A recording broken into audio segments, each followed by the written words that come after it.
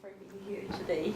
And I will present a little bit about the idea of the roundtable and then present the speakers, and they are going to make their presentations. I will ask some questions, and then we're going to open for you all to make questions. I would like first to thank for the Center of Latin American Studies for sponsoring this event, and also to thank Laura, who was really important in creating this bridge between all of us and to the idealization of the event. For me, it's a real pleasure to organize and mediate this roundtable, discussing a theme that is important to me, but which I think is also of great relevance to the understanding of current process of statecraft governance and the claim for right in Brazil and USA. It was precisely because of the present situation in both countries and the rise of an authoritarian and extremely neoliberal wave in politics and economics that we thought that this discussion could contribute to the development of a collaborative perspective to understand and act in both contexts. For me, it's quite shocking that now in 2019, discussions on hunger and food insecurity are still present in the media all around the world. Even though to eradicate hunger and extreme poverty became the first goal of the Millennium, and it was set the target that in 2015 the proportion of people who suffered from hunger should be reduced by half, the silent problem is not yet solved. Within this frame, we thought about this roundtable to present important initiatives of food security policies in Brazil and its outcomes in the fight against hunger and food insecurity. It will also address how hunger is constructed as a taboo and the ways it is still present in people's lives, not only in the global south, but also here in the United States. So the aim of this roundtable is to shed light and question some preconceived ideas about hunger and food policies in three main directions. The first direction, it's to understand what we understand as basic rights. The second one would be the limits and possibilities of governments and states to convey and guarantee those rights. And the third one, who are the people who deserve and are actually able to claim these policies. So without further ado, I'd like to introduce our speakers. The first, should I introduce you before you speak? Okay, so first, Professor Nancy-Scheper Hughes is a professor emerita of medical anthropology here. I'm not emerita. Not emerita? No, I'm professor of the graduate school. Okay. Not to use that nasty term. Okay. I'm still taking students, I'm still working, I'm just not independent. Sorry. And she has spent a lifetime working as an activist and an engaged anthropologist in the American South and in the sugarcane zone of Pernambuco, Brazil, from 1964 to the present. She has written about hunger in America and the madness of hunger in the USA and Brazil. Her book, Death Without Weeping, which is here, The Violence of Everyday Life in Brazil, has been followed by 2 decades of research and activism in the Alto Cruzeiro and the municipio of Timbaúba. She has documented the local reproductive revolution, a period of access to sufficient and good enough food, a decline in organized crime and violence, and a zero infant mortalities in Pernambuco. Professor Walter Belik is a professor at the Institute of Economics at Unicamp and has spent his entire career working on initiatives to eradicate food insecurity in Brazil, Latin America, and the Caribbean. He was one of the key coordinators of the Fome Zero Hunger project, and since then he has developed and coordinated many other programs, including Latin America and the Caribbean Without Hunger initiative at the UN Regional Office in Chile. He is also an advisor to the panel of experts of the UN Committee on World Food Security, and he is also a volunteer and member of the board for grassroots movements Prato Cheio, which is a food bank. So we're going to start with her. Nancy-Scheper I'm Hughes. still trying to look at what I'm going to talk about, because I have so many different ways I want to enter this topic. I won't start with the PowerPoints. I'll try to run through them rather quickly, but I wanted to do a couple of things. One is to say a little bit about Josiah Castro, because he is probably one of maybe 5 people who I've never met, and yet who I think about on not a daily basis, but he just completely transformed me when I got his book while I was in Brazil for the first time and working as a visitadora on the Alto do Cruzeiro, which is my site. I just keep going back. It's really an honor to be with you and the work that you do. And I think that what's interesting about what's going to happen is, in terms of methodology, we're totally, and also policy and engagement, we're doing very different things. Put you old-fashioned, kind of top-down, and maybe from the bottom, grassroots up. But I think both are absolutely necessary. A little joke about epidemiology. When I was beginning my work on the death of infant mortality, I had a student who was a doctor, a psychiatrist, an author, a writer, a poet, everything like Brazilians do. We never do that kind of thing. But his name was Naumar de Almeida, and he was the chancellor of the medical school in UFPA until recently, and very much engaged in studies of misery and mental illness and madness. And when we first met, he wanted to show me some of his work. And so this was way back when, the computer sheets used to come out in just rolls of them. And he took them to me in my office, put them, and it was all, chi-squares, who knows, whatever, biostats, numbers. I looked at it, I put my glasses on, and I felt like some of the people on the Alto do Cruzeiro who wear glasses but are not literate. So I said to him, I don't understand any of this.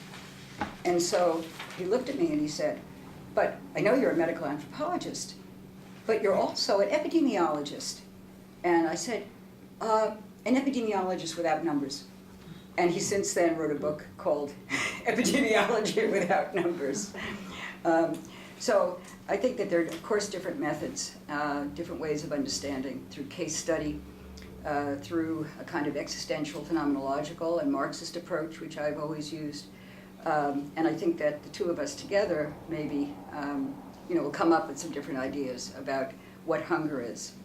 I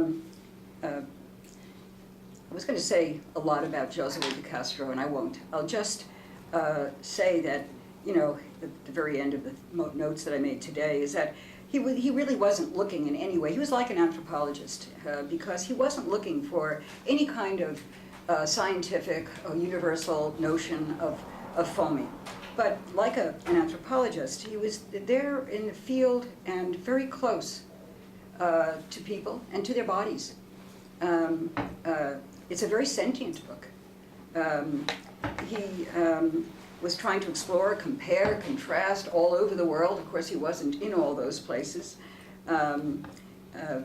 But his main goal was really to illustrate what he called the gamut of hunger.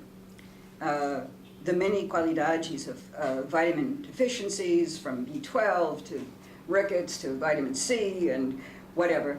And he considered all of these things, obviously, to be man-made, to be social and political issues, and also the result of the history in Brazil, not only of colonialism and imperialism and everything, but really of slavery itself. It begins with that. He was a very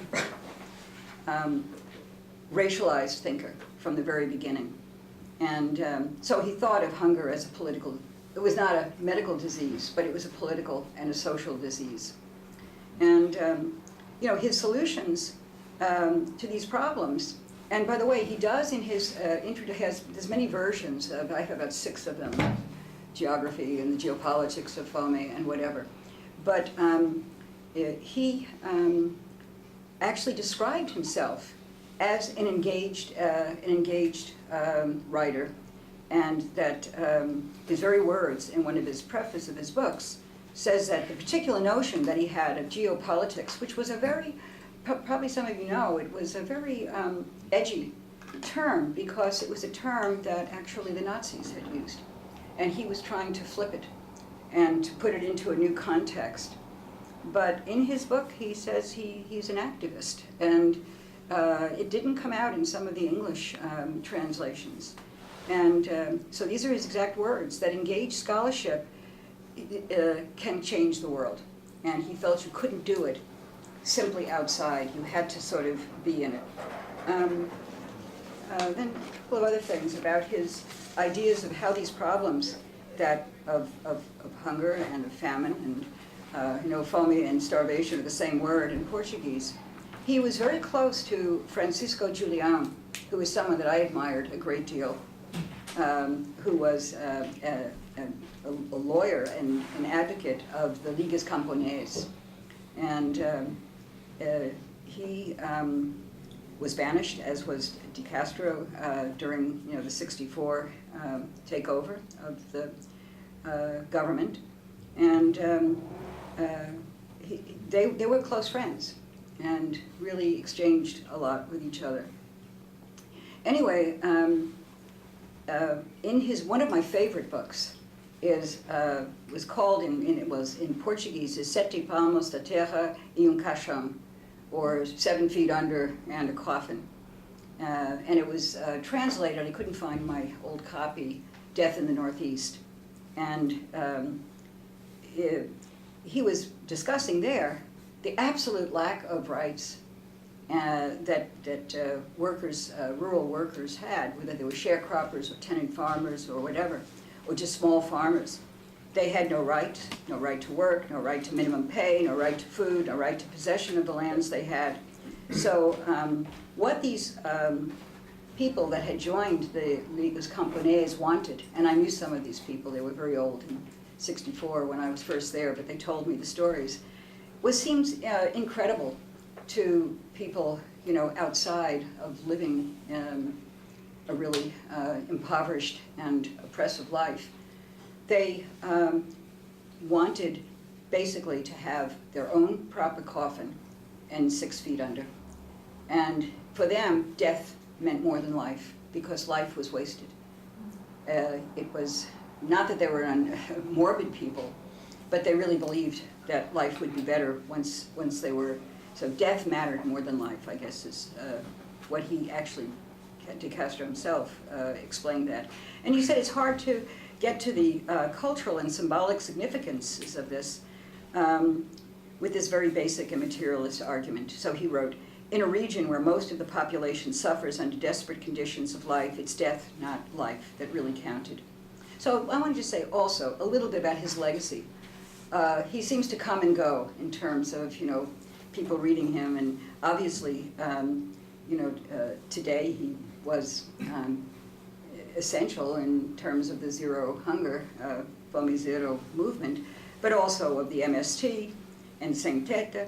And what I would say is, I think the Josiah de Castro could today be described as an anti-racist, a post-colonial, and subaltern thinker. Those are not the words he would use, but I see that in them. His global reach, his anti-Malthusian positions contributed to ecological social justice, to notions of human rights, including the right to food and water.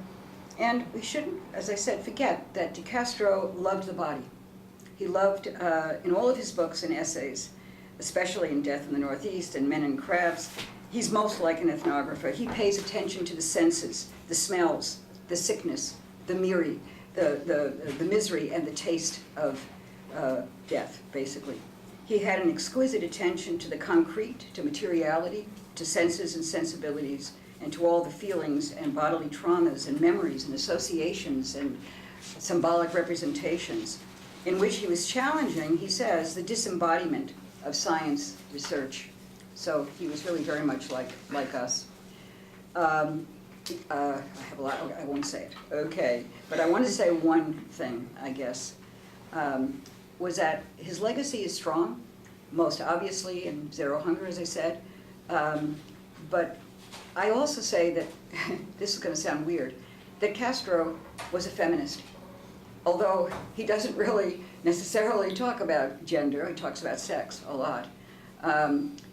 He was a feminist because one can find strong traces of his theories in the writings of radical feminist,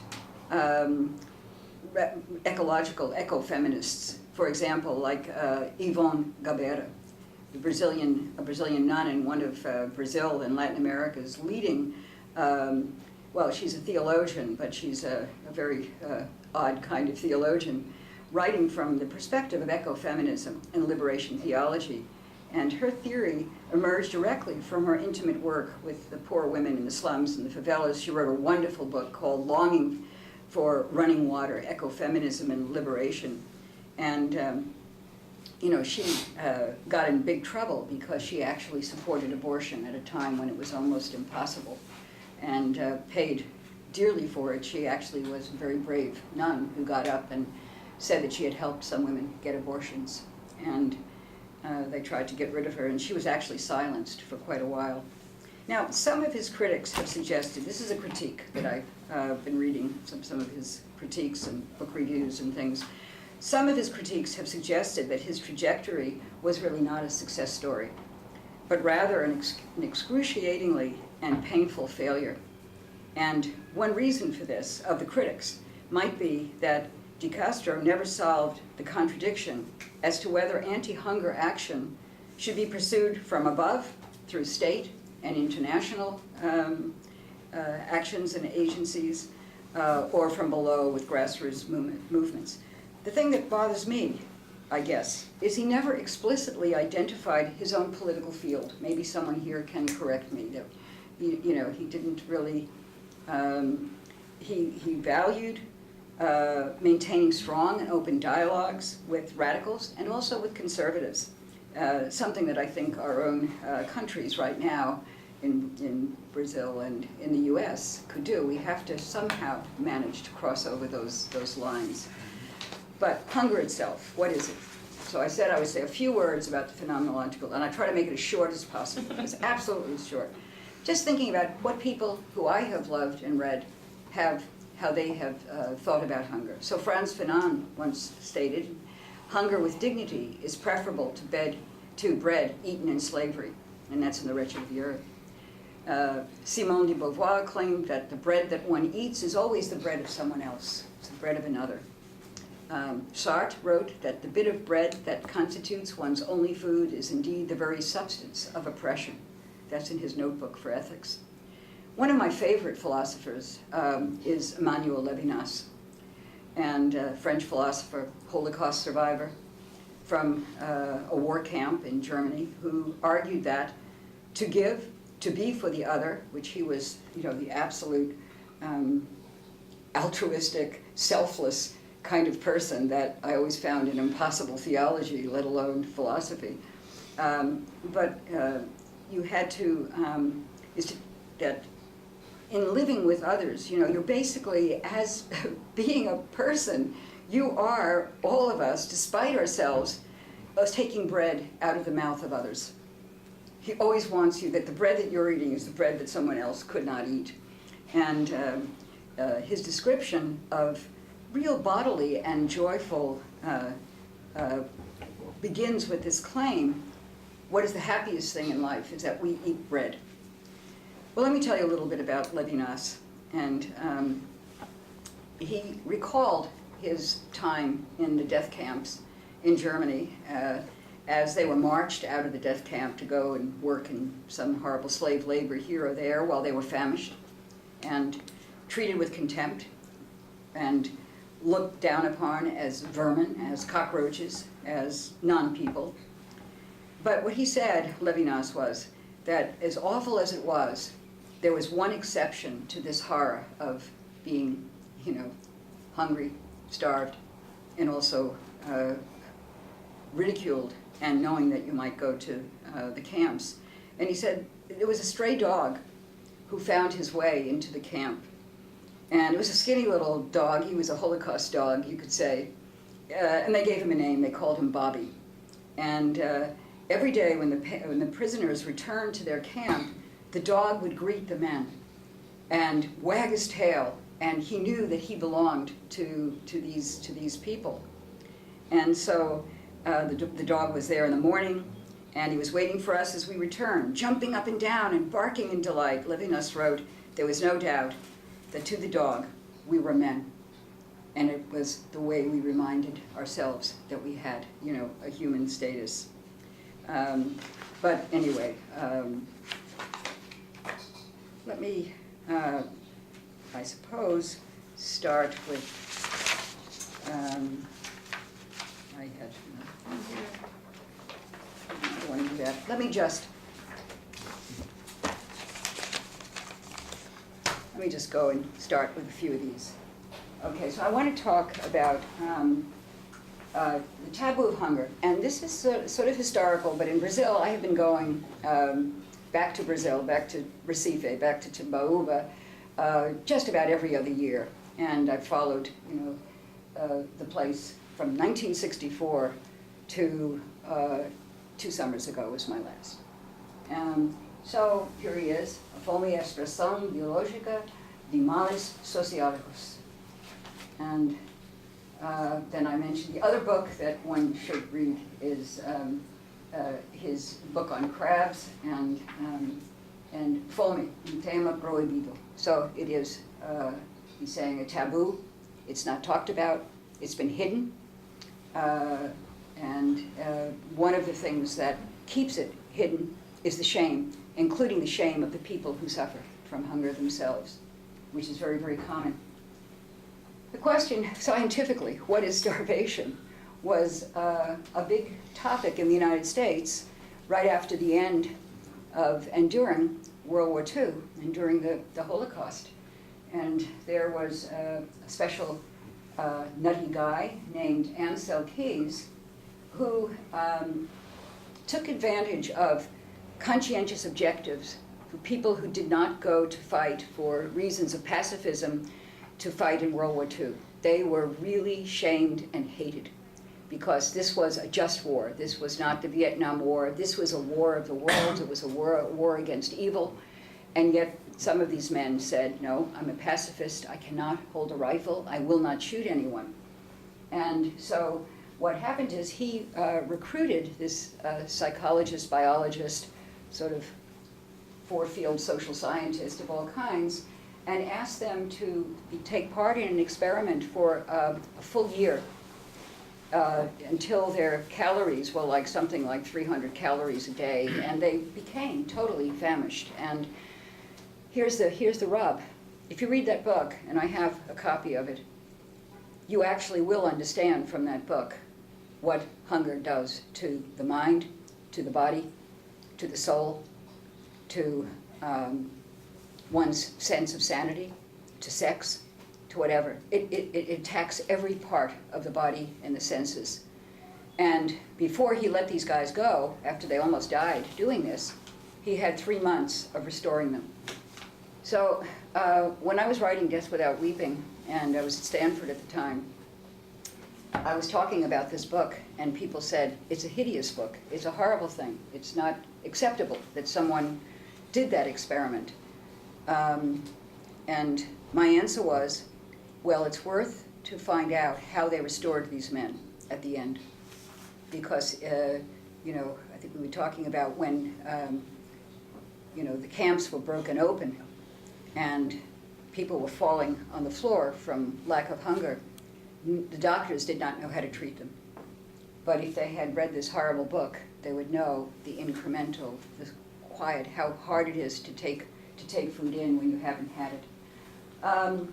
So I'm going to talk about hunger in northeast Brazil, and how it's changed, and in Alabama. And the reason I'm doing Alabama in 1968 is because 1968 was the moment in Congress and in the media, in the newspapers, when finally the United States accepted that there was real hunger and even starvation in the United States, and it was because of civil rights workers who came upon people who had beriberi, who had pellagra, who huge stomachs, skinny legs, high rates of infant mortality, and lack of food. And they were working still in cotton fields. And so here's the first, 1964 it was, that U.S. passed our Food Stamp Act, quite different, you know, than what we have today, both in the United States and certainly as in Brazil. There were like little pieces of fake money, and you had to pay for them. And the people that needed them most didn't have the money to pay for it. And so Congress has a huge hearing, goes on for pages and pages for the first time after they passed the act, and after this small book that was done on hunger in America, following a class action suit that I was part of with the SNCC and with something, a small legal group called SERP. It was just a bunch of lawyers who had come and worked, and we were able to bring, in this SERP SNCC 68, we sued the Department of Agriculture. It had never happened before. It was appealed, and in the appeal, we brought 300 people who were in starvation or severe malnutrition, and we brought in 3 buses, and we brought in 2 famous doctors. One was Robert Coles, who wrote a lot about children, you might know, and then a local Southern doctor who was fabulous. And they were able to confirm, doing medical tests and everything while we're going through this, to prove that they were actually having all these nutritional deficiencies, anemias. We knew what the death rates were, women who lost babies, low weight babies. We had, you know, all of these things that go with it.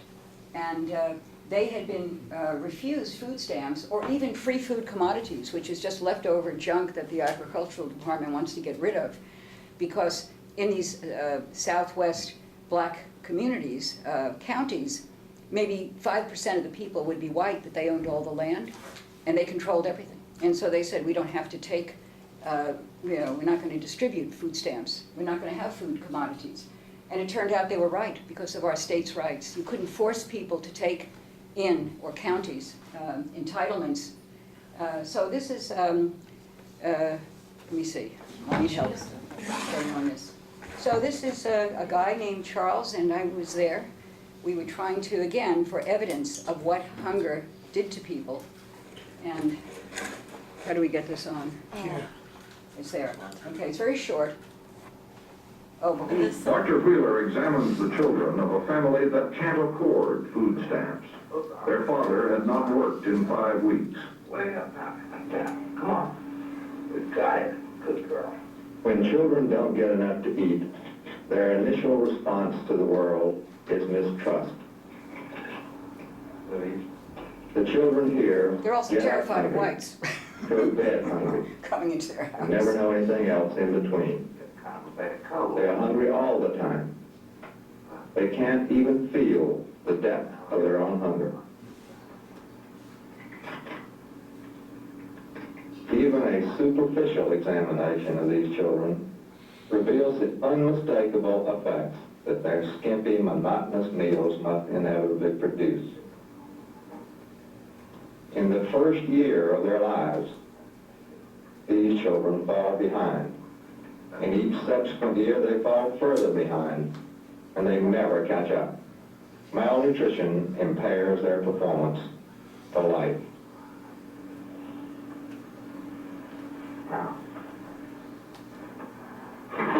Hi, Charles. How old are you? 14. You go to school? Yeah, Do you get breakfast at home before you go? yeah.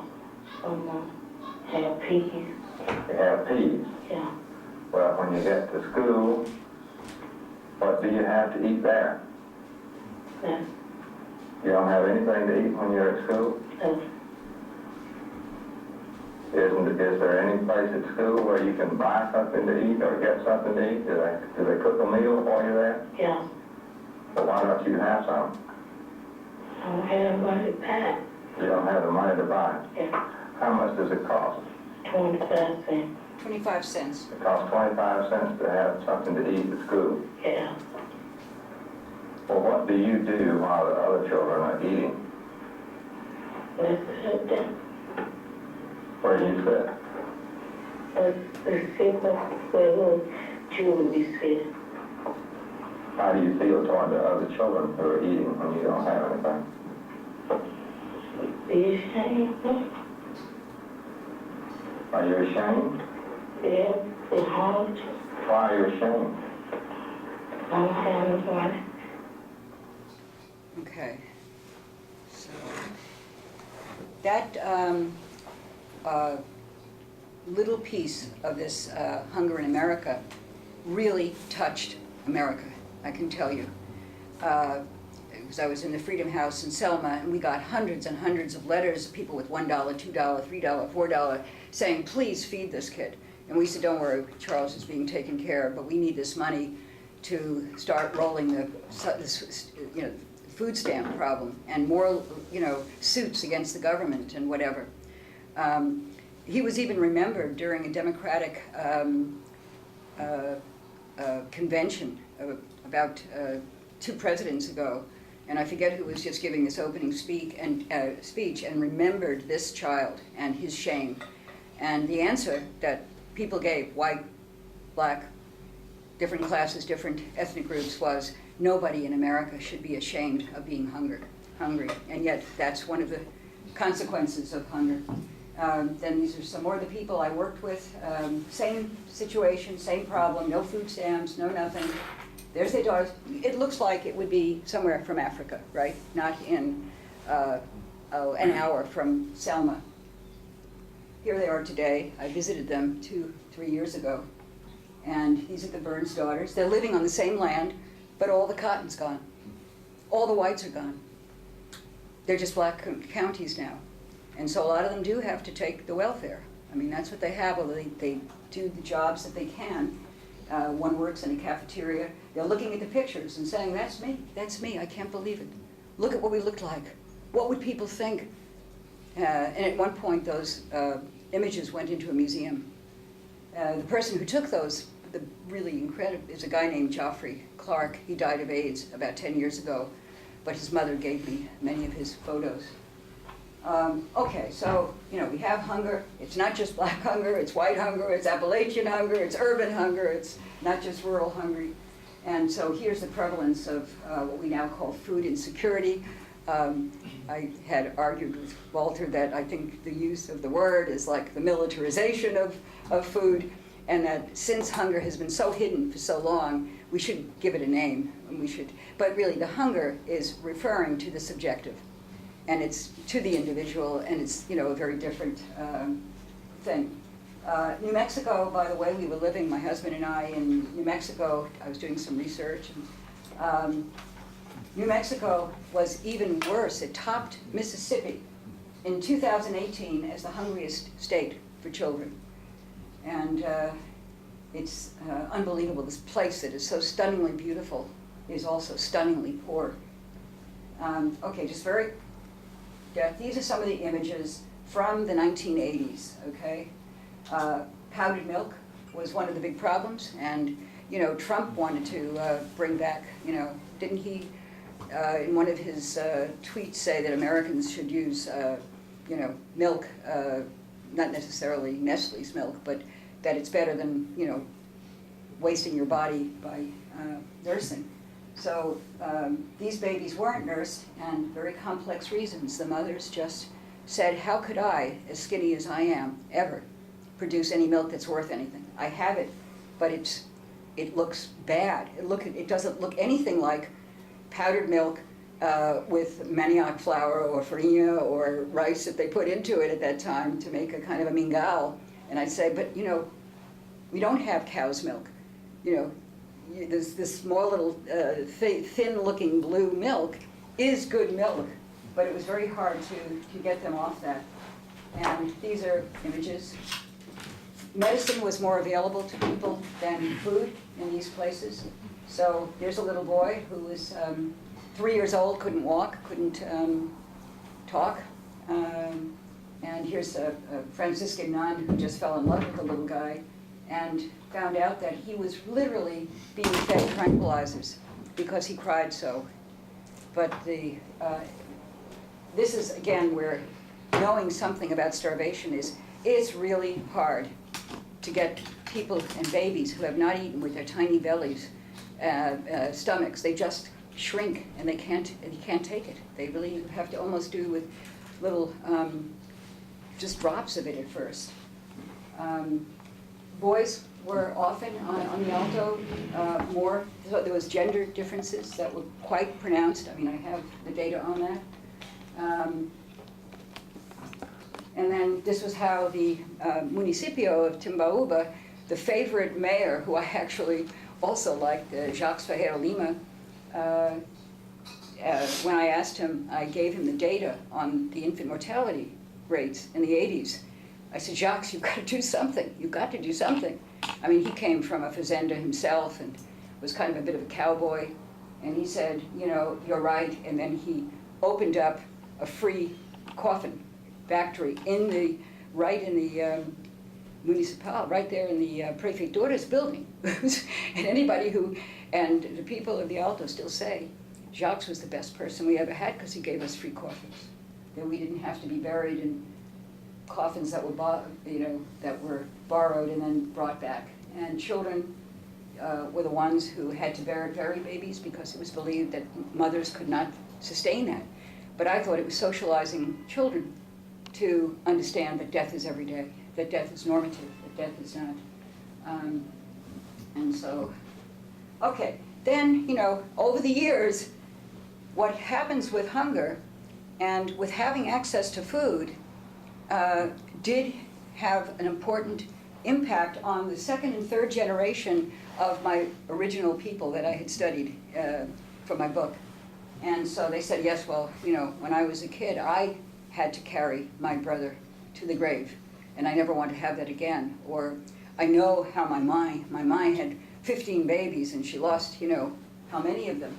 But something happened, you know, during a very, very short period where, it began the decline everywhere in Brazil, but also in Pernambuco. But I think that it was this combination of having health posts, they weren't always there, the Bolsa, birth control, which is not official, but they get it. They also get sterilizations. And a radical consciousness, a kind of a feminist liberation theology. And the local health agents have transformed the experience more than anyone, because there are today in Pernambuco, in about 20 municipios a few years ago, there were no public health doctors. There were private doctors for whatever wealthy middle class who's still living in these places. None at all.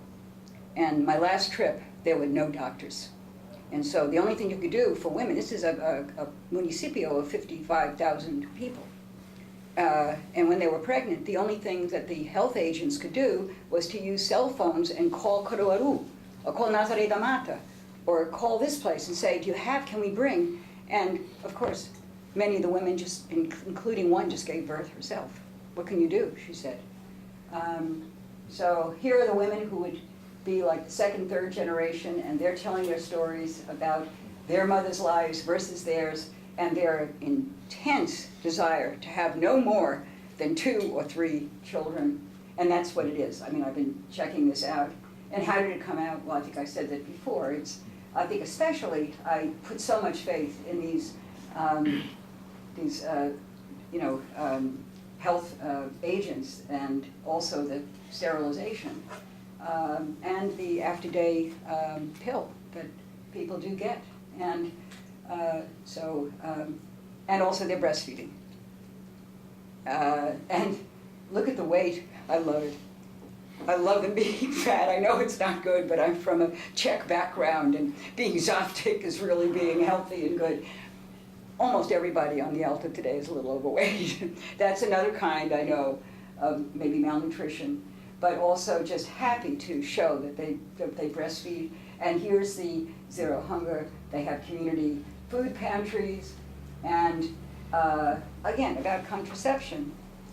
here's a German nun who gives menstrual regulation herbal cocktails so that they, you know, if you cannot miss your menstrual cycle, and if it's a day late, you know, or even if it's coming up, here, take this, and it works. I mean, they actually have, as she calls it, working. She said, it can't be bad. It all comes from God's pharmacy. I have all these herbs, my cocktail. So anyway, the change was just amazing, and you know, the difference between the generations. The Alto Cruzeiro now looks like a nice kind of working class place rather than a place that was mud and sticks. However, it's a very dangerous place, and that's a whole nother story. Tons, very dangerous, and the most dangerous, violent, according to the prosecutors that I've worked with in Recife. They're now just, there are lots of stories about how it happened, and you know. So here are the health agents, and they're the ones who really are the heroes in the absence of the doctors. But here's a very common on the Alto medical crisis. After PT and Lula were forced out, the public health sector lost funding, and public health doctors left the rural areas, and as I said, all over.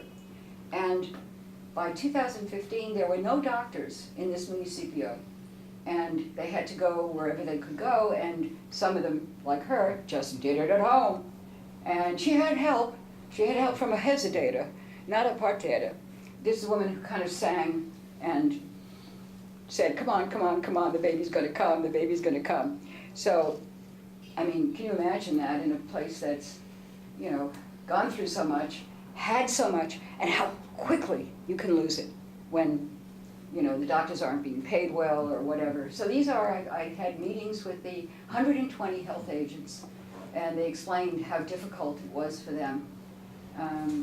But anyway, they still do have a great faith in the future, which in the early days, people just, as Josiah Castro said, they were ready to die.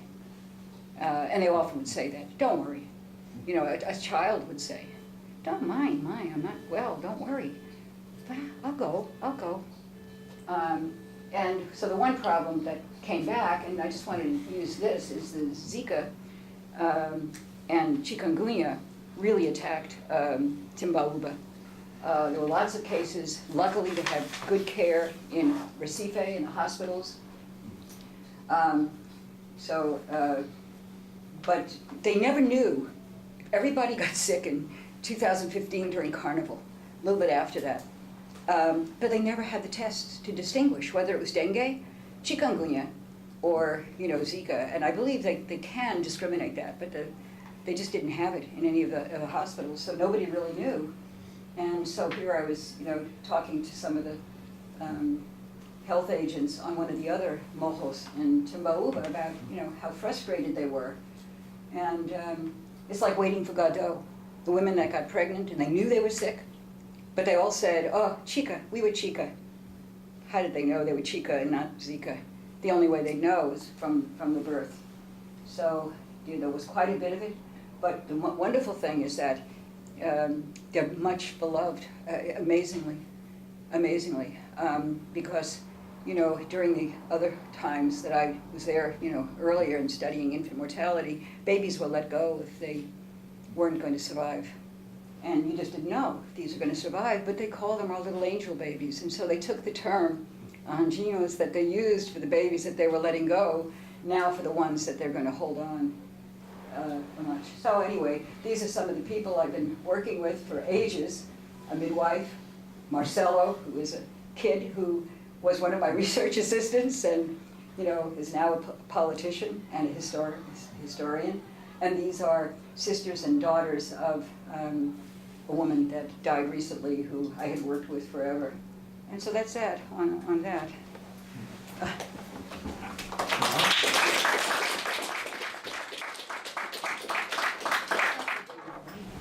So for me, it's a great pleasure to be here, and I have to thank the class and Liz and Nancy and everyone.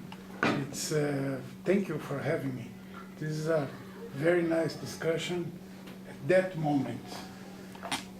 What I wanted to do is to discuss the zero hunger from the beginning of its implementation and discuss what's going on now in Brazil with food security policies.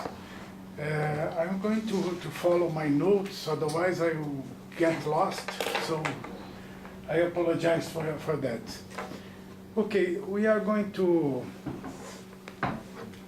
have a sequence here discussing the institutionalization of the policy and what happened from the beginning of Brazil, in Brazil. We see that this debate started in the early 30s when Josiah Castro, he was a famous doctor, health doctor and geographer, started his research in Recife. He was hired by the City Council of Recife in order to understand what's going on with the productivity of these people in the city of Recife in 1920s around. He was very young in that time. And it was interesting because he found out that the problem is not that the people were lazy. The problem was that they were in hunger. So that's why the absenteeism was so high, and that's why the productivity is so low. And Josiah Castro participated in the government, in the Brazilian government, during 2 decades, during the Vargas administration, and had the initiative to implement many of these programs that we took again during Fome Zero, as the school meals program, popular restaurants, subsidy to workers in terms of meal paid by employers, and others. And unfortunately, during the military government, in the middle 60s, he had to ask for an exile and eventually died in Europe. He has never returned to Brazil. Well, after the democratization in Brazil, the subject of hunger went back stronger than ever. In the middle 80s, our country was devastated by an inflation of 3,000% a year, and the problem of poverty and the access to food was affecting everyone, even the middle class. So after that, was launching a huge campaign led by the famous sociologist named Betinho, who is there. Betinho created many committees against hunger and spread out over Brazilian territory. These groups have worked very hard and mobilized the population in terms of collecting and donating food to needy people. It was a kind of charity that Betinho did.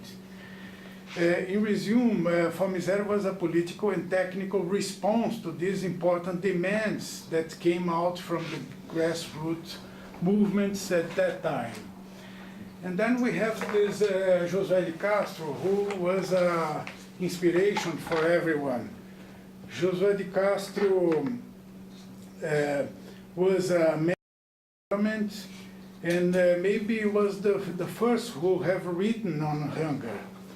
Castro usually says that in the beginning of the 20th century, there were 2 taboos in the Western society, the sex and hunger. Nobody wanted to discuss these 2 subjects. As Freud has unveiled sex as a primary factor to mold human personality, it was up to him to write about hunger. So he started to discuss hunger.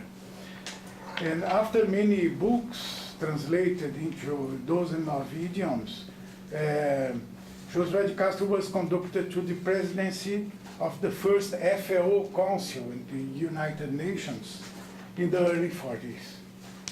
the Castro was very important also in order to dismantle these two misconceptions about hunger. The first one is that famine is natural. It's something that comes with the human being. It's something like a revisitation of Malthus about the destiny of humankind. And the second one is about the birth rate, the natality, birth control. The only salvation is the reduction of birth rate. Because people usually say that poor people have a lot of kids, and the problem is that became more poor because they have a lot of kids. And as Castro said, that is exactly the opposite. The opposite. They are poor and they need more arms, they need more workforce in order to produce more. So it's a kind of a dilemma that they have. Take a look at this small excerpt of Man and Crab, which is a masterpiece. It's very interesting, his approach on hunger.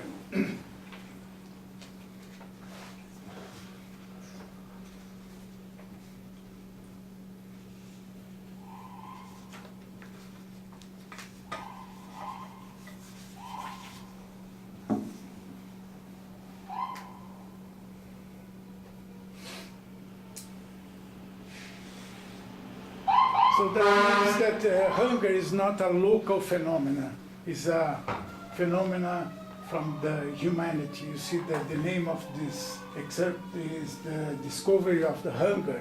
How he discovered that his problem is the problem of the whole world. So let's discuss about the 90s, when Fome Zero was created.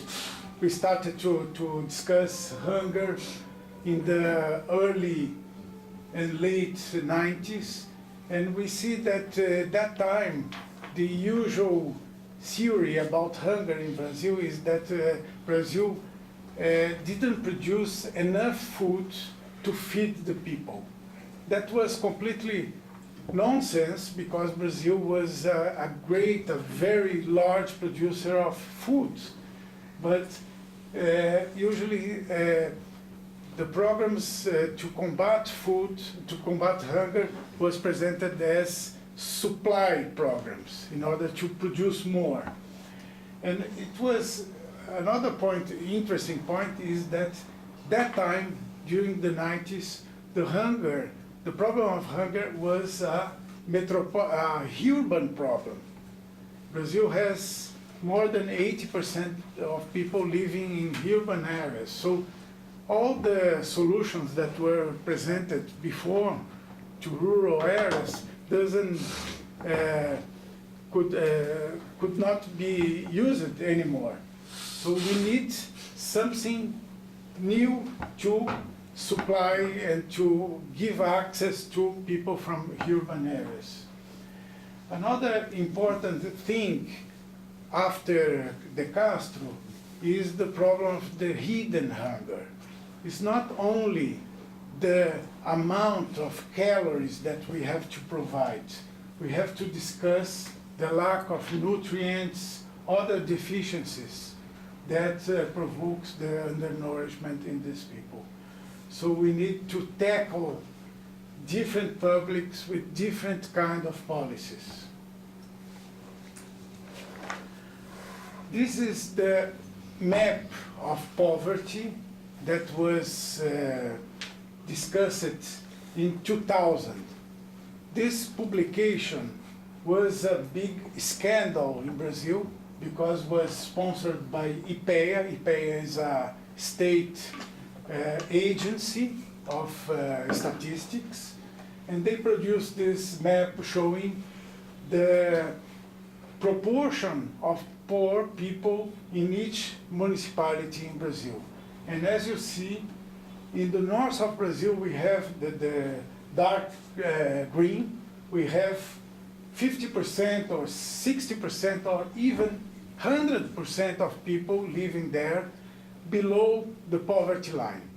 And in the south was a different situation. But that disclosed the problem of poverty in Brazil. And in the right side, you can see how these people were distributed considering their insertion in the market, their occupation, because there was a common sense in that time that people who are in poverty or in hunger are unemployed. And we see here that it's just 28% unemployed, and we have a lot of different situations. Even in public administration, 1% of people who are poor. Well, what is Fome Zero? Fome Zero was based in principles, some fundamental principles. The most important is the right to food, and the state has the responsibility to provide food and security to all citizens. The state must guarantee regular access to food, preserving the dignity of people. It's not just to give a food basket, it's to give access and to give conditions to produce food. And the hunger problem was focused under the food insecurity, taking in account the 4 pillars of food security: availability, access, utilization, and regularity of food. And these are the components of the decent alimentation, what we call. The second point is that we should develop the local producers and the local consumers. It's impossible, considering the size of Brazil, our territory, to feed all people in centralization form. It was impossible. So the programs and policies should be dispersed and used in different shapes for different local situations. And this is the original plan, Fome Zero, that was presented in 2002 before the election. It was prepared by Instituto Cidadania, which was a kind of think tank of a workers' party. And we could gather more than 100 specialists and academic people in order to contribute to this program. Not only people from PT, other people that were concerned about the problem of food. So we had the 25 policies and 40 programs. Let's see how they are distributed in terms of needs. So we have basically 3 levels, 3 layers of policies. So we need to act, we call this in a twin track speed. One is the emergency, the need to give response to urgency. And the other one is changing the structure. So we have some programs in order to change structure, long-term policies as the generation of income and jobs, universal social protection, minimum wages, a lot of different things in order to warm the economy, in order to create income to these people. The second level, the second layer, is something specific. We call it specific because we should target specifically for food, in this case of people. Food rations, emergency food baskets, just emergency, maintenance of food security stocks. This is very important because during the 90s and 2000, we have this neoliberal policy in Brazil. So they are saying, the politicians were saying that we don't need to keep stocks of food in order to intervene in the market because we can buy everywhere. The economy is open. We have free trade. We can get this food wherever we want. And that was a big problem because the prices, we need these food stocks in order to stabilize the prices. So we started a program in order to keep food security stocks. School meals was very important. It's a program that was in the beginning with Josiah Castro during the 40s and 50s, and then became a huge program in Brazil because every kid in Brazil has the right to receive a meal for free in the public schools. So now we have 52 or 53 million kids receiving every day a school meal. This is very complicated to administrate. And the other one was local policies for different types of situations. In rural areas, supporting the scaling up of these family farmers, local production and consumption, short circuits of production. In small and medium cities, urban agriculture, central food banks and other. In large cities, people's restaurants. We built more than 100 people's restaurants where you can get entire meal for $1. $1 is less than 30 US cents. Yeah. You can get almost free meals for these people. Partnerships with retailers. This was interesting to implement. And other different programs at that time. Okay, what we has got in that time is very common to present this public policy and not show how these actions could be implemented. That brings a lot of criticism, and people became skeptical about the implementation of the program, and destroys all the power that you have to, in order to, the confidence in the initiatives. So we were searching for monies inside the budget, the national budget, in order to finance this program. And we found out that we needed about 4 to 5 billion US dollars a year.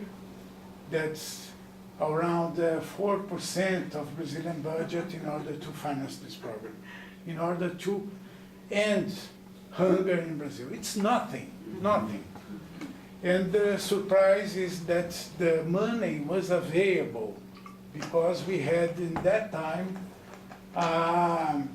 federal fund, what his name is, national fund to fight the poverty, and other dispersed funds in the federal annual budget that we can use to finance this program.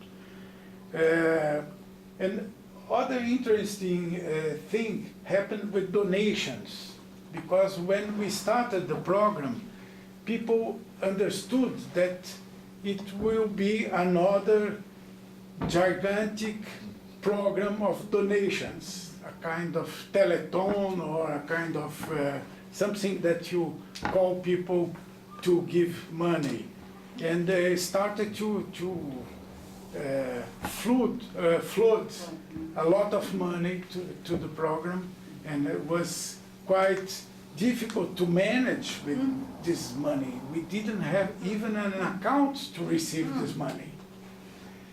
The legal framework was very important because in Brazil we have just the Federal Constitution of 1988. And we didn't have actually a right to food amendment in Brazil. We have just a right to life in our Article 6 in our Constitution. So we started a movement in order to build this new institutional framework, constitutional amendment, some norms, Conselho, which is a national council of food security, and different laws at the level of subnationals and municipalities in order to use this money and to provide food to these people. Let's see what happened with our indicators. First of all, about economic growth, because fortunately, the economy was booming that time. We had a very good situation. So we had the increase in the GDP. You see, we had from here to here in 8 years. It was amazing how the economy reacted. And the poverty headcount went down very, very fast. We had at least 10% of people living below the poverty line, and at the end of Lula's government and PT governments, we had less than 3% in poverty, considering 190 a day, which is the measure of World Bank. Let's see what happened with the minimum wage. We have set up a mechanism in order to increase in real terms the minimum wage of population. So the minimum wage has doubled in 10 years. It's the level of minimum wage was so low. We had just $300 a minimum wage at the beginning of Fome Zero, and we ended with 800. It's nothing to celebrate, but it's a good movement in terms of minimum wage. And the unemployment was crazy. We had this reduction in unemployment from 12% till at more or less full employment in 2014, less than 5%, and then you see from 2014 the unemployment soared up. We had this big crisis and went up to the same level of 10 years ago. And this is another interesting graph. You see the income distribution. I'm talking about income, not wealth, meaning not properties, not assets. I'm talking about income, just income, because if you consider the wealth, the distribution is much worse. This is the distribution according to quintiles. Quintiles meaning 20%. If you put 20, the first 20%, this dark blue are the poorest people, the 20% poorest people. they had, at the beginning of Fome Zero, less than 3% of the total income of Brazil. And at the end, they finished with 6% or 7%. It's almost nothing. But on the other side, the opposite side, the richest people, we have this 20% richest people in Brazil. They had 65%, more or less, just 20%. I was mentioning to Nancy that if we took the 1%, Yeah. we are going to have, I don't know, 40 or 50%. This is crazy. And then they reduce it, they have reduced their participation from 65 to 45, more or less, or 50. Not so much. And the middle class increased their participation. The other colors. So you see that was not a disaster, but this ascension of middle class and the exasperation of upper class with Workers' Party explains a lot of things that happened in Brazil after. Okay, so the last one, no, it's not the last, but I have this, how many times? I'm not counting. Okay. This is very interesting because it's a relationship between growth, poverty, and undernourishment. You see that when the economy grows, we have the reducement of poverty and undernourishment. The first phase here, 2002, 2008, this was the economic growth, and this was the reduction in poverty, rural, not rural, and undernourishment. The second phase, 2008, 2012, we had also growth, not so much, but growth, and a reduction of undernourishment. Third period, 2012, 2014, a growth and a slight reduction in undernourishment. And the last period, 2014, 16, we had the economic growth was down, and we had an increase in the undernourishment and poverty. So there's a relationship. It's not only policy, it's obviously due to economic policy, but it's not only social policy.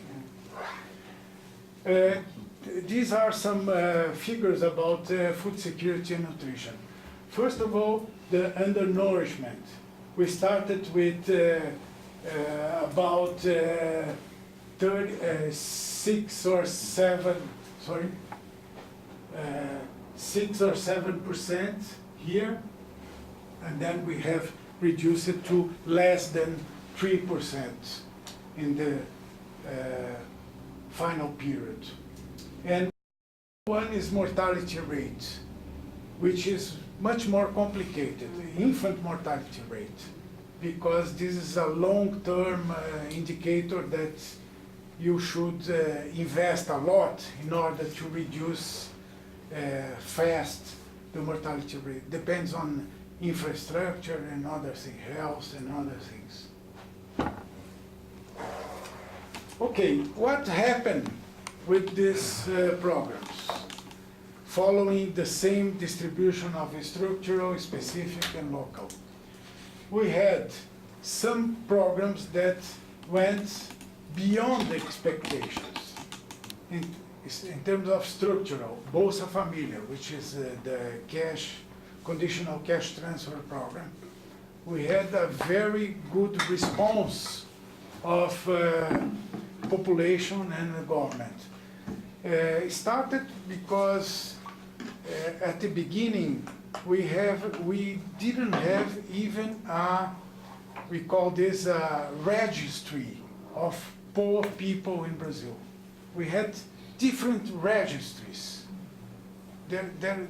This registry was not centralized in the government. So in some cases, poor people were receiving from many different sources, aids from governments, state governments, agencies, other things.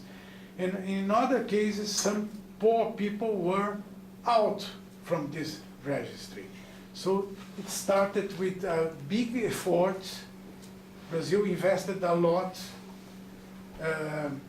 You know that in the case of Mexico, we did the same as Mexico with Oportunidades, the program of Mexico. Mexico invested more than 1 billion in order to build this single registry. In the case of Brazil, it was not 1 billion, but I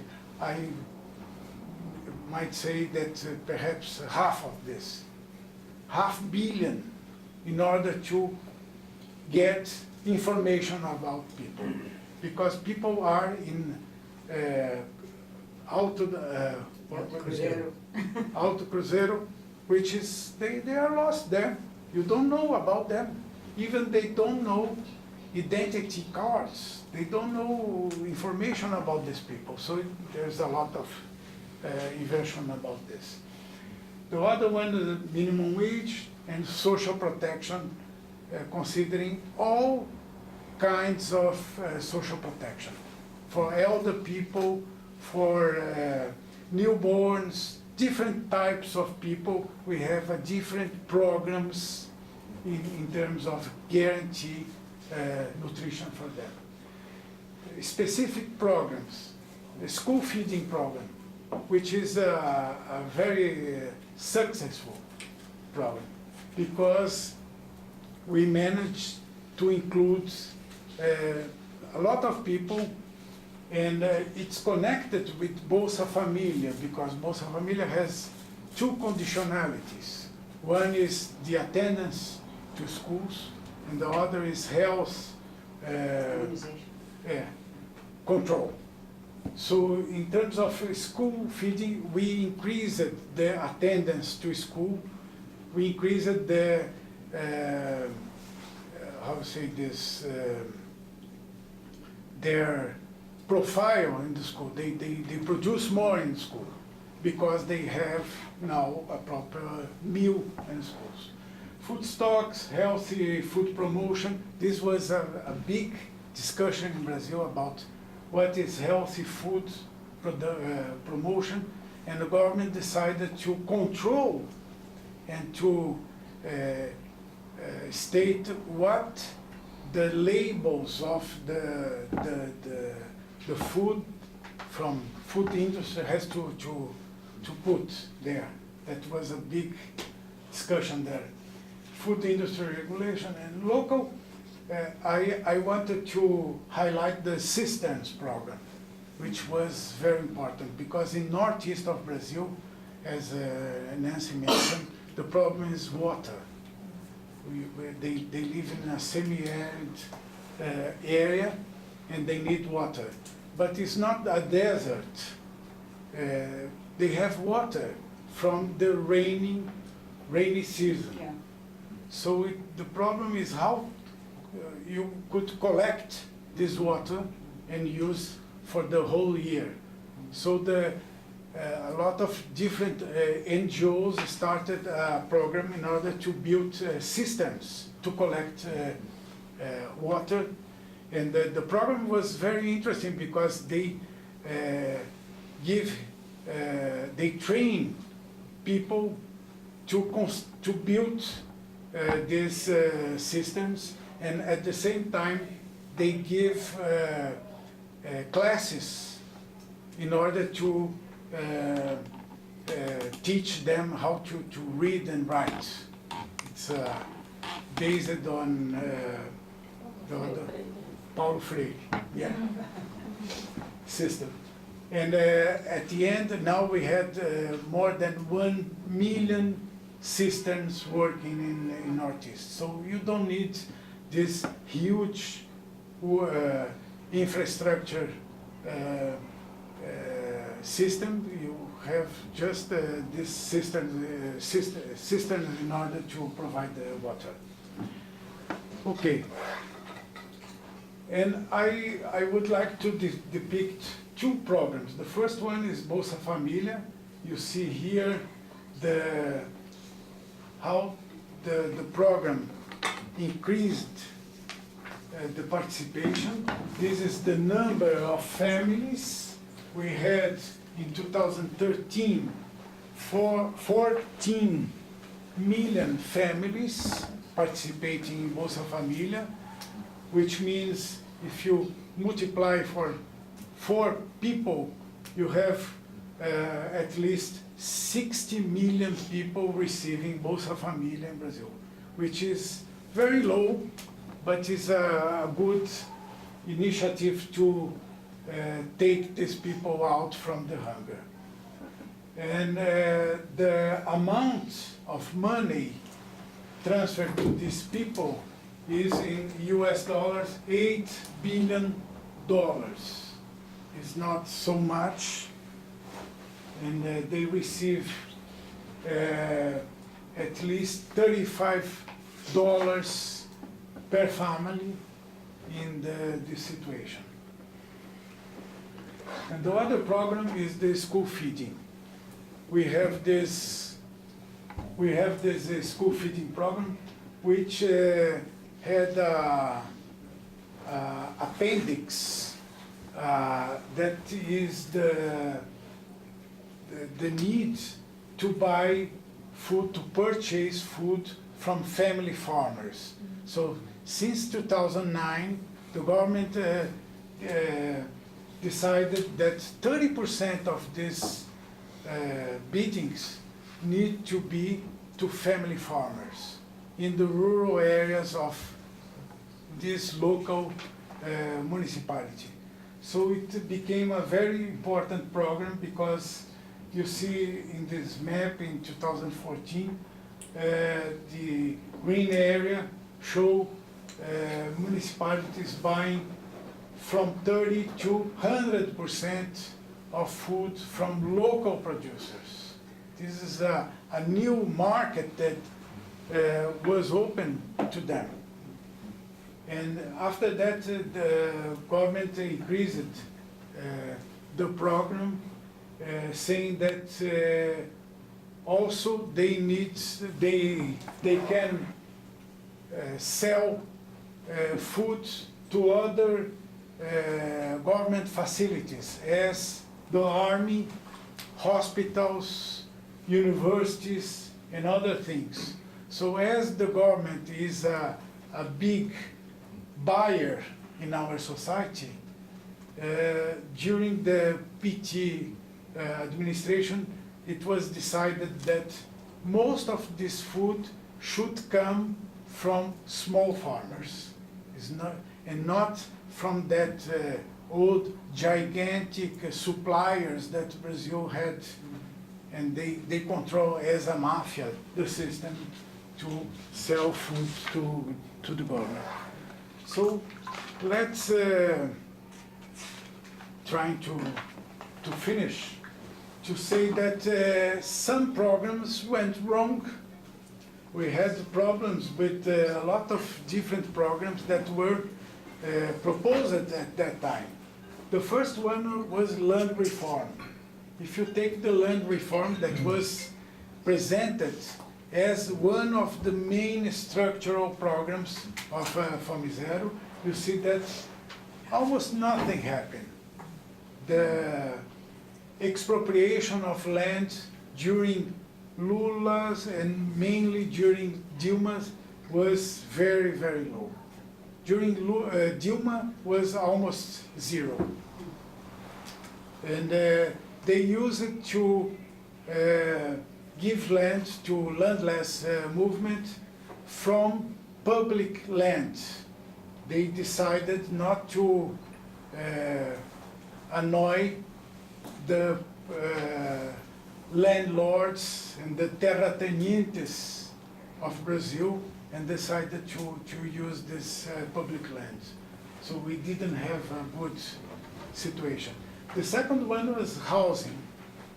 Is Minha Casa Minha Vida and other programs of housing were a disaster because it was taken by private control to these construction companies, and they deal with everything. Food education, which is very, very important because you are giving food to these people, you are giving money to them to buy food, you are using food as a new at the schools, and you need to show the people how to consume the food. It's very common in the case of Bolsa Familia, when you give the money to them and they use the money to buy soda or to buy biscuits or to buy other things. So Brazil was needing a food education program and was not happening. The other one was food banks. Food banks is a very important program in order to combat food losses and waste and to feed people. And the government tried to control the grassroots movements of food banks and started to put in action a state program of food banks, and nothing happened. It was a disaster. Other food terminals, the wholesalers of cities, we had a very nice structure of food terminals in every city, but nothing happened, and we had this old and backwarded physical structure. And human agriculture, which is very important, we didn't have anything about food agriculture. Okay, and difficulties. The first one is that food security is changing in Brazil and everywhere. When we face food insecurity, we have to see the other faces of food insecurity, as obesity, as contamination, as other things that happen.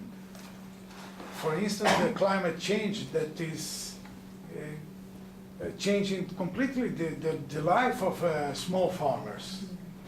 So we didn't have an arsenal in order to, tools in order to combat these new situations.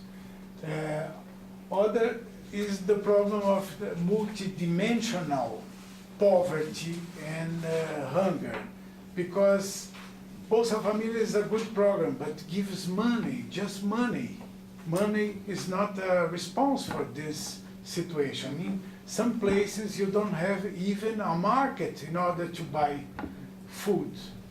So you need to give different things in order to face this multidimensional, as housing that didn't work, as infrastructure, sanitation, sewage, other things which are important. In terms of institutional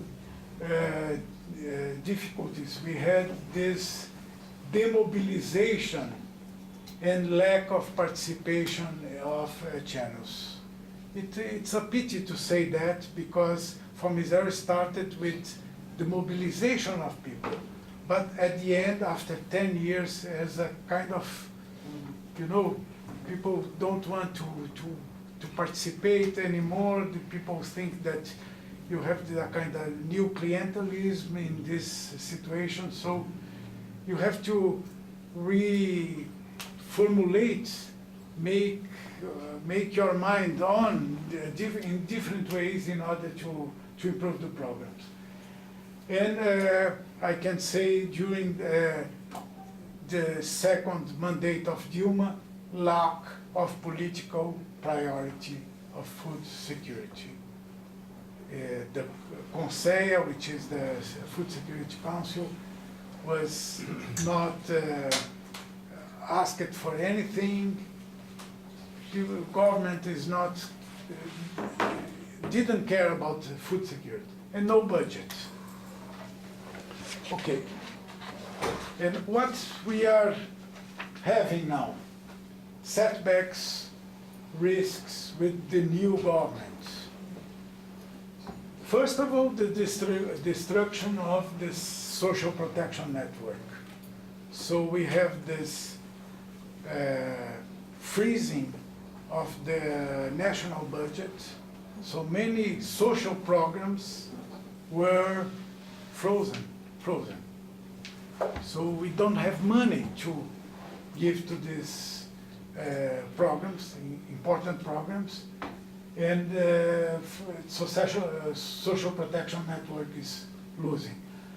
The second one is the reforma da Previdência, our pension reform. They are taking some rights that were given before to elder people, to rural workers. A lot of different groups are losing their rights because they just changing the law. The third one is the liberalization of labor markets. You know that labor unions now in Brazil are almost something awkward because they don't have money for anything. Some labor unions are dismantled because they are changing the regions. They are doing everything in order to dismantle this situation. In terms of indigenous people and quilombolas, the black people, they are reviewing the land demarcations. So these people are going to lose their land for these miners and timber merchants, all things that are looking for this. In the case of the miners, urine, they are looking for urine. There are a lot of, in the Venezuela border, you have a lot of urine. The other thing is the criminalization of social movements. So Bolsonaro declared that the landless movement is a kind of terrorist movement. And actually it was Dilma that started that. And maybe these people are going to be sued by the law because they are occupying properties, and this is considered terrorism now in Brazil. And the other one is the cutting these scholarships and studies for food security and nutrition, because food security and nutrition is considered ideologic, and so you can't discuss about that. So this is just an illustration of what is going on with pensions situation. We have an exercise showing the poverty with pension transfers. What happens now? The poverty according to ages. So the elder people are going to lose a lot with this pension reform, and they are going into the poverty if you take out this pension transfer. This is just to illustrate what is going on in Brazil. Okay, to sum up, I have to say that this enthusiasm and popular mobilization that enable a rapid reduction of hunger and extreme poverty is no more present. We are astonished with what is going on in Brazil. There is some opportunity in order to advance a joint agenda with sustainability, urban, other themes that were lost during Fome Zero. And we see that this orthodox and economic policy and conservative will lead to a huge setback in terms of indicators considering in comparison with the last decade. Okay, that's all. Thank you.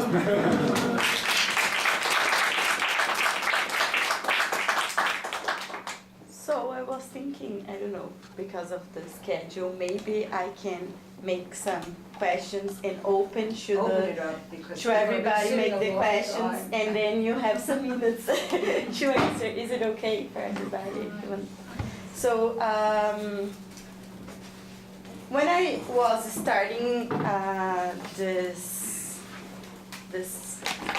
preparation for this mediation here, I thought that it would be interesting to go back and study a little bit about the food security policies here in the USA, so we can like wrap it up all these discussions and try to make a comparison between the two countries. And I don't know if you are here familiar with the policies of food security in this country, but I started reading about SNAP, that is the Supplemental Nutritional Assistance Program. And actually SNAP is the largest program in the USA, domestic hunger safety net. But different from Bolsa Família, which is a conditional cash transfer in Brazil, SNAP is a policy, I'm gonna quote this and it's written in the government website. While SNAP is a policy that is intended to ensure that no one in our land of plenty should fear going hungry, it also reflects the importance of work and responsibility, end quote.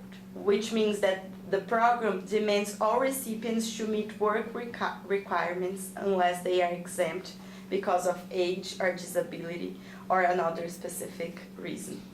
In the majority of the material that is produced here by the US government, the SNAP is associated with a kind of help. And they use this word in different kinds of documents that enables people to live through hard times. The government website states that SNAP helps people get back on their feet and on the road to a better life. Kind of narrative can be found in the arguments of people fighting against one of Trump's proposal of law. I don't know if you have heard about this, that would make harder for immigrants to obtain visas or green cards if they were ever dependent on certain public benefits such as food stamps or even medic aid. And this is going on Congress right now. So it's interesting to think. And for me, it all leads to an understanding that the right of food is usually seen as help, an incentive for those who are struggling for a better life and are momentarily facing problems. It also seen as a burden for the state and a drain in the country's economy. And this is a narrative that it's like in several kinds of news, they are saying that. So when the narrative of economic and political crisis reappear, the policies of food security re-enter in the public discourse, like it's happening in Brazil now, but even here in the USA. So not as a popular claim in which these policies are seen as an achieved right, but precisely in the questioning of who are those people that are perceived as deserving to participate in those programs, or who are people that are actually worth of being part of a specific society, because for me, in a way, it's what they mean. Frei Beto, who is a Brazilian intellectual that participated also in the creation of Zero Hunger Project, he said in an interview back in 2008 that the project was conceived as an emancipatory project. But some shifts in its direction prevented it from affecting real changes in society. According to him, it's not enough to transfer money if we don't promote land reform, and it's also not enough to fight misery if the social inequality is not solved. And this is something that we saw in the graphics. So considering that hunger is not only a social, political, and economical problem, but is also lived and embodied in very specific way, I'd like to ask you some questions. So, how could we address the issue of hunger and the discussions about food security in a way that might enable a shift in the paradigm of help and merit? How could we provide an analytical account on people experiencing hunger by taking them seriously? Third question, how to reflect critically upon public policies that not only should guarantee the access to decent food, but also promote a change in the idea of basic rights and in the role of the state to guaranteeing such basic needs. Finally, what would be the contributions of studying objects such as food, hunger, food security, in order to encourage intellectual creativity that might enable alternative solutions for these questions? I know they are really big questions, and it's just an idea to maybe motivate some discussions. I think we could open, and if you would like to make specific questions and then you answer, is it okay? Yeah, sure. I'm Pedro Novaes from Lipour, UFRJ. I'm addressing the question to you.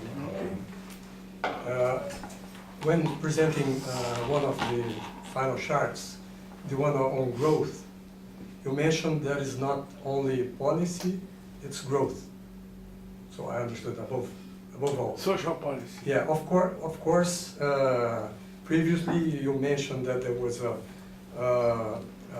differential increase of the distribution of richness, and at the end, you mentioned that what we might expect of the Bolsonaro government.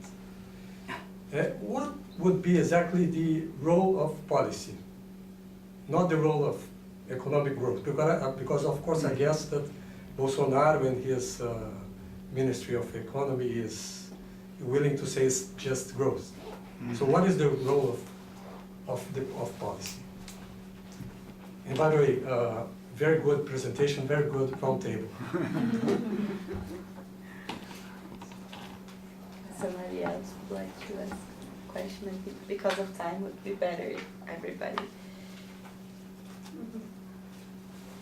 My name is Eduardo Marques. I'm a professor at USP, and I'm here in Berkeley as a visiting scholar until the end of the year. And I would also like to congratulate the idea of the roundtable in the session. It was interesting. Right?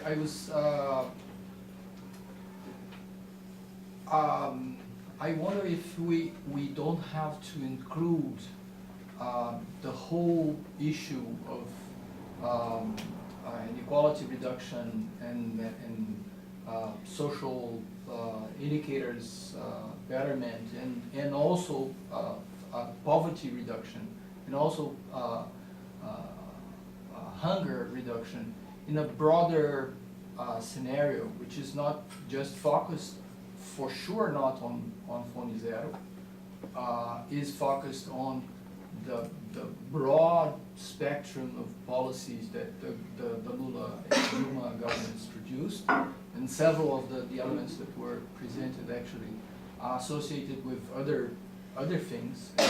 Bolsa Familia, I'm just saying this because it was a little bit confusing for the Americans and the other persons of Bolsa Familia and Fome Zero and the other programs, and they are different things. And Fome Zero became a part, one of the three axes of the Ministry of Social Development, while Bolsa Familia was the other one. And the other one was the creation of a national system of social assistance.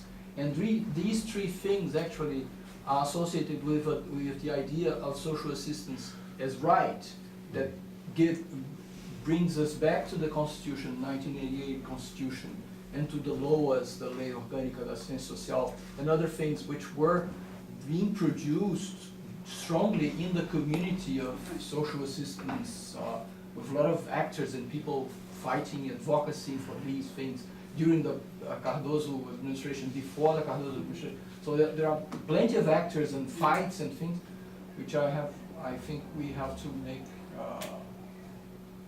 justice, maybe. Yeah. And another thing is associated with this. We have been slipping between hunger and poverty. Right. So I would like you to comment on this.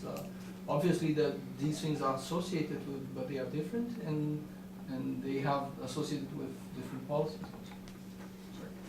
Sorry for the long. Anybody else can, I think, so. If you want me, I can start. Well, I am going to start with trying to answer your question, but it's in the same line of Eduardo. I think that as food is a right, you have to build a system in order to provide, to give room to these rights. So we usually say that in Brazil we don't have a justice of food in Brazil because you don't know how to deal with problems of undernourishment. So the CISAM, which was the System of National Food Security in Brazil, was the same as the SOAS for social assistance. So you have a whole system regarding municipalities, states, and union in terms of giving, of sharing responsibilities, in terms of giving the whole cover to these situations. And didn't happen. Unfortunately, it didn't happen.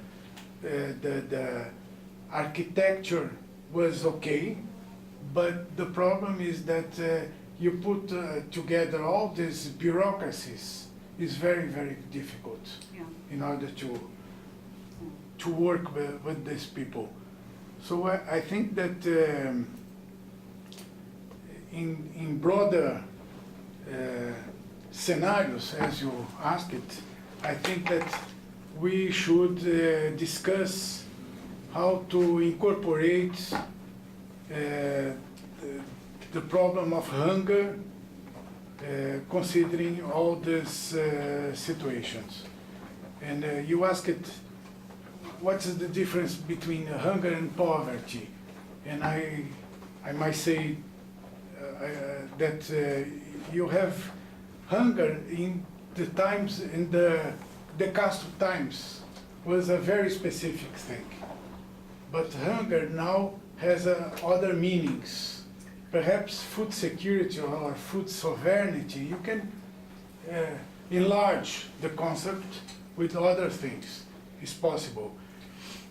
That includes a lot of different things, as obesity, for instance, was not considered hunger, but is food insecurity.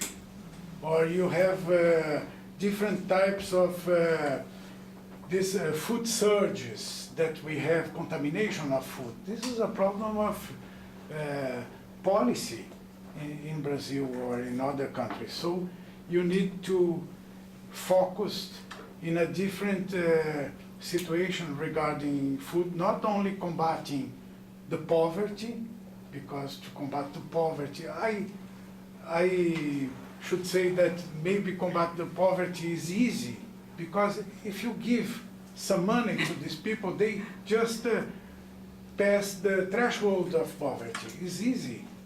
But the problem is to keep them in a good situation. So,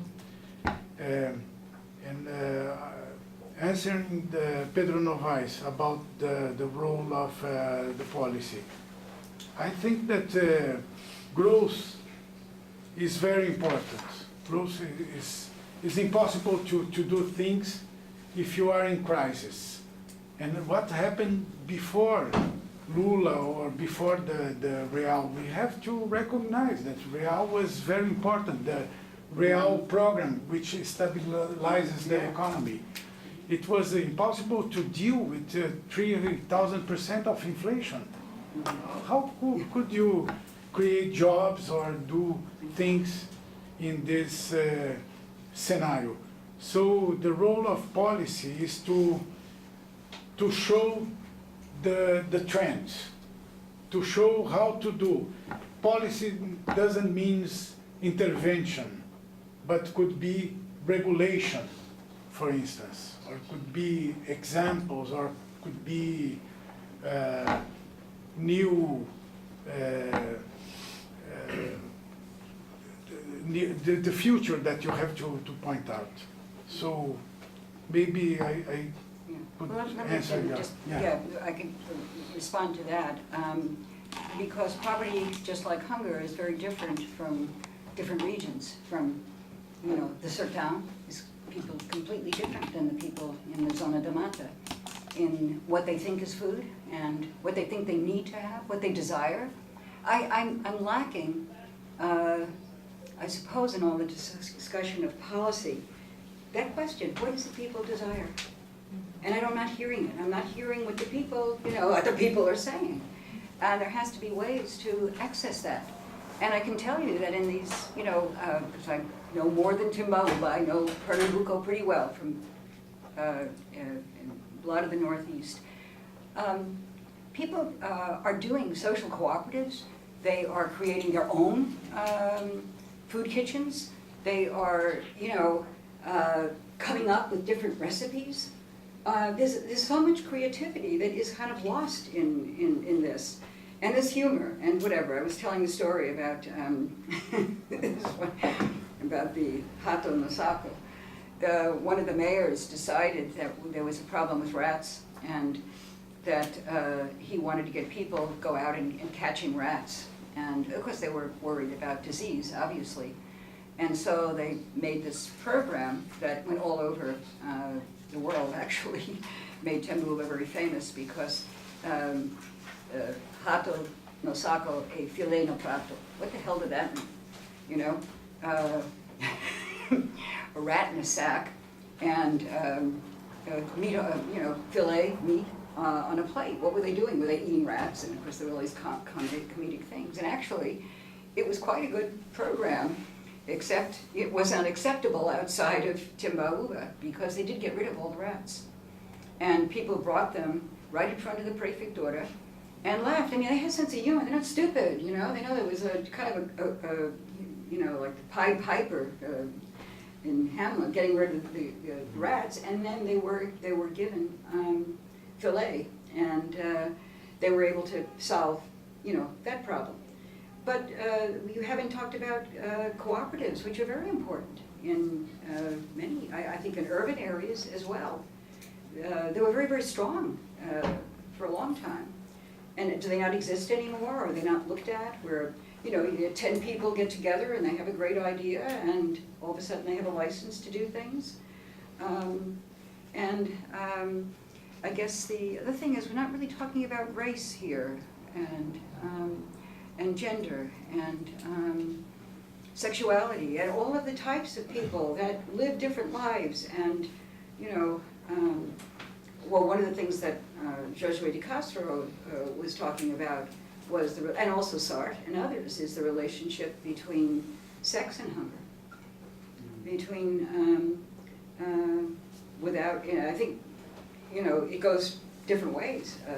There have been studies that say that once people are, you know, really hungry like they were maybe in the 30s or whatever, that they didn't want sex. And then there were other studies that said the opposite. When people were hungry, that they consumed sexually.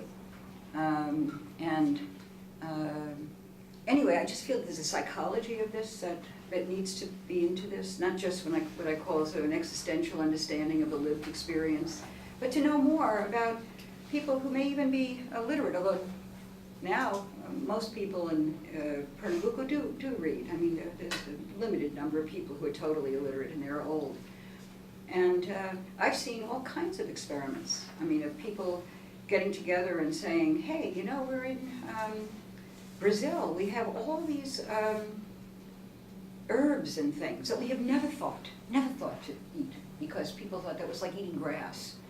And then they started going out and finding these herbs, bringing them back. At one point, they decided that they could make milkshakes with eggshells and with, at one point, you know, sort of protein additions that they were getting, including at one point finding that there was a very, very high and expensive food sacks that were used for cattle, more in the Agreste area, but that's really on, where I am is really quite close to the Agreste. And they started saying, well, they're clean, we checked, they were not contaminated or whatever, why don't we put that in with the things that we do like and make something different? Okay, people weren't satisfied and that was over. But what I'm saying is that there are all kinds of experiments that people have done, you know, with food. And I think maybe just more attention to talking to, I mean, I don't know whether in the study, people are asking questions or are getting feedback. I mean, what do you like to eat? What do you care? What are the recipes that were in your family? Even the poorest of people have special recipes that they share with each other. And sharing of food is an enormous thing that's not really discussed. So they may, you know, people are making, you know, oh, and I was thinking about, Mike was with me in Taboo at a time when there was, it was a hard time, maybe 2006, I don't know why or whatever, but there was a family on the Alto de Cruzeiro that was doing very, very badly. There were many that were doing badly. And they didn't want to let the, you know, the power people in town to know about it. And so they just took care of it themselves. And at one point we were sitting in a part of the hill where a bunch of people just came and said, they called out, you are not feeding, you're drinking too much, you're alcoholics, your kids are not getting food, and we're not going to let you stay here. And this was the community just getting together, saying, unless you change.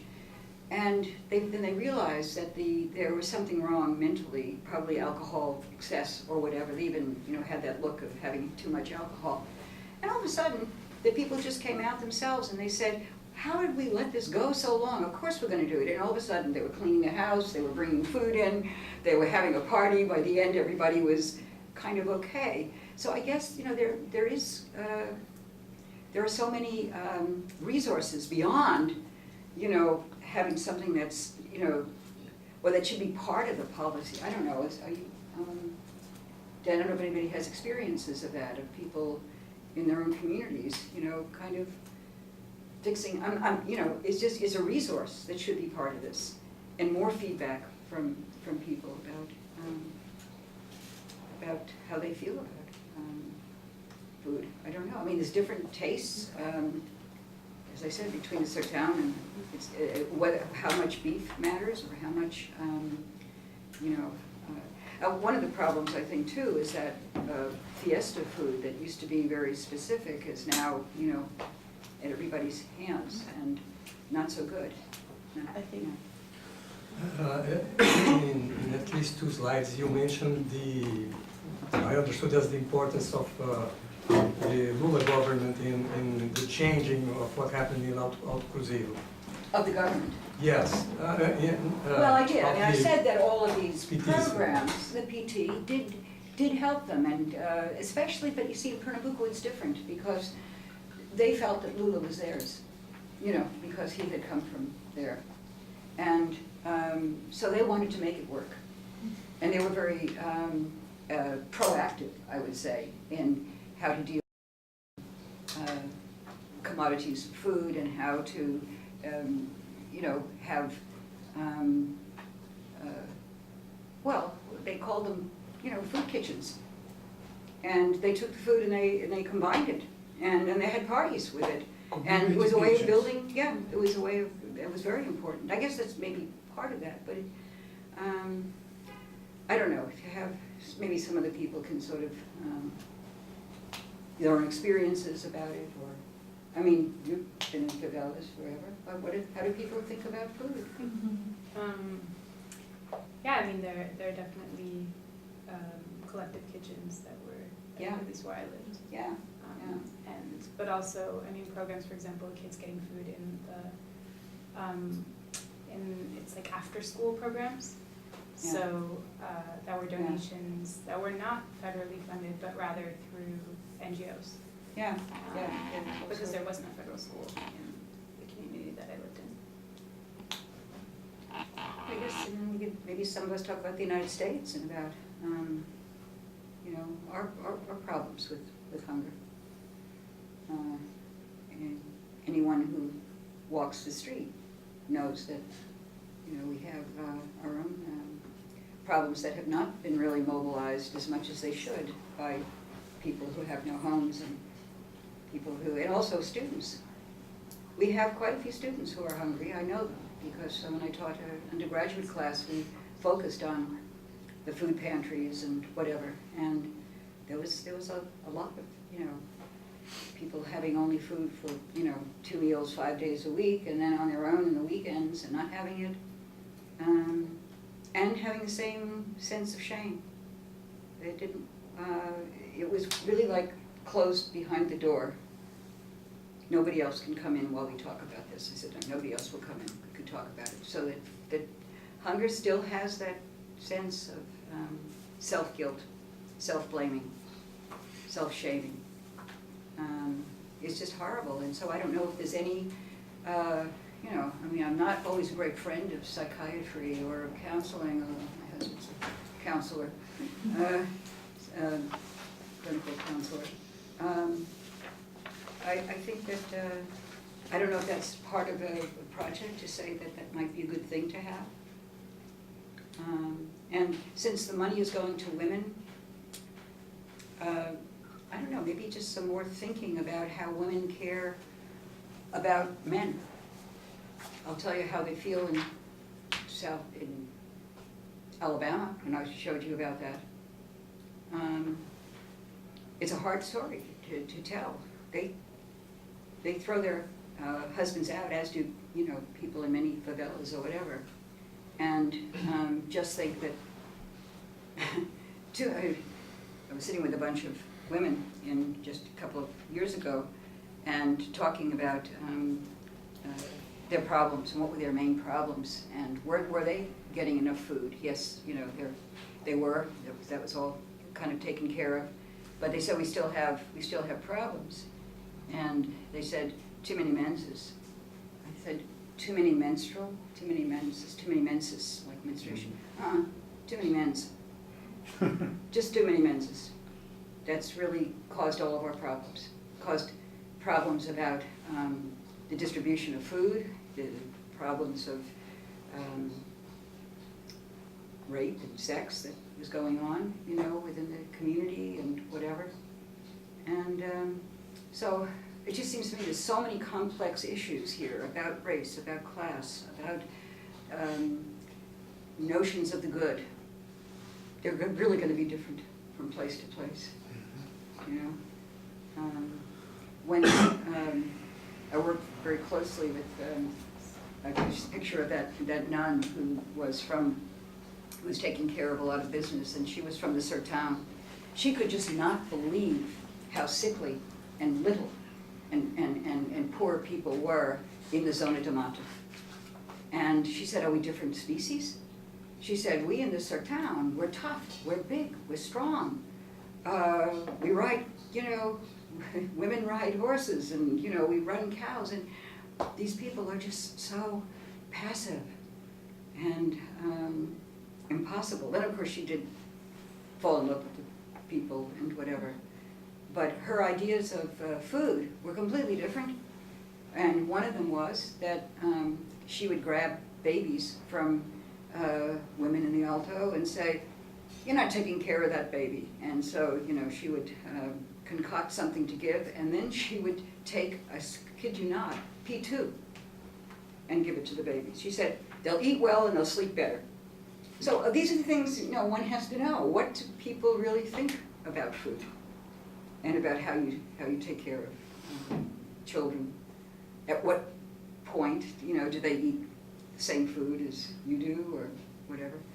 So, I don't know, maybe more engagement with Hudelpovo, I think, in all of these. That it has to have a bottom-up part, because they will tell you all kinds of things.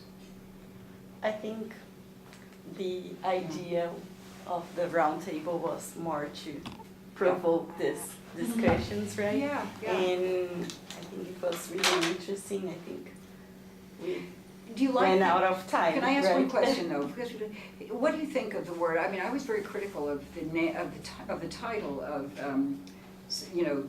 insecurity, food insecurity, because it seemed to me a militarist term. It had to do with borders. It had to do with, very grand programs. I think it comes from the design of Yeah. the social security area in the 1988 Constitution. Yeah, Because it was the way of phrasing the idea of do something against social risk.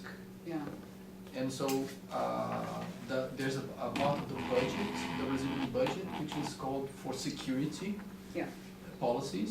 And security policies are not public security, are social security policies. yeah, And food security entered this right, balaio of things that were sure. to provide security. Yeah, no, And obviously, just we security have against social risk. security. It's It's just with all of the,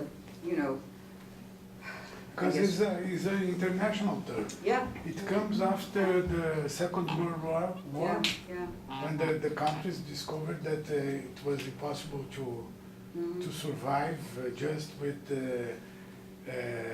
military security. right. They need also the Other food kinds of security. Food Yeah. security.